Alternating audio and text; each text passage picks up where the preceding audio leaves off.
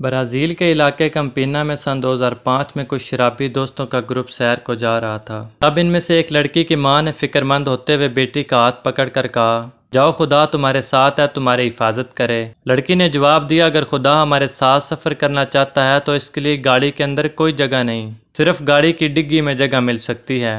ان کے جانے کے کچھ ہی گھنٹے بعد خبر ملی کہ ایک خوفناک حادثے میں وہ سب کے سب لوگ ہلاک ہو گئے ہیں۔ حیرت کی بات یہ تھی کہ گاڑی کے پچھلے حصے کو نقصان نہیں پہنچا تھا۔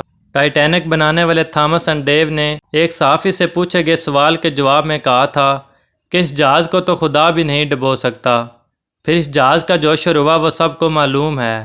برازیل کے الیکشن میں ایک امیدوار نے ایک انٹرویو میں کہا، اگر مجھے 50,000 ووٹ مل جائیں تو مجھے خدا بھی نہیں ہرا سکتا۔ اسے 50,000 ووٹ مل گئے، لیکن حلف اٹھانے سے پہلے ہی اس کی موت ہو گئی۔ مارلین کی ایک پارٹی میں جب ایک عملی کام کے لیے مبلغین میں سے ایک نے کہا کہ خدا نے مجھے تمہارے پاس بھیجا ہے، تب اس نے جواب دیا، اور خدا سے یہی کہو کہ مجھے اس ہفتے اس کی ضرورت نہیں ہے۔ اس بات کے کہنے کے ایک ہفتے بعد وہ اسی گھر میں مر گئی۔ بے شک اللہ پاک بہت رحیم اور کریم ہے، لیکن کبھی کبھی کسی کے تکبر پر اس کی پکڑ کر کے اسے دنیا کے لیے عبرت کا نشانہ بنا دیتے ہیں۔ کبھی تکبر کے بول نہ بولیں، یہ ایسا گناہ ہے جس پر کبھی کبھی فوراً بھی سزا مل جاتی ہے۔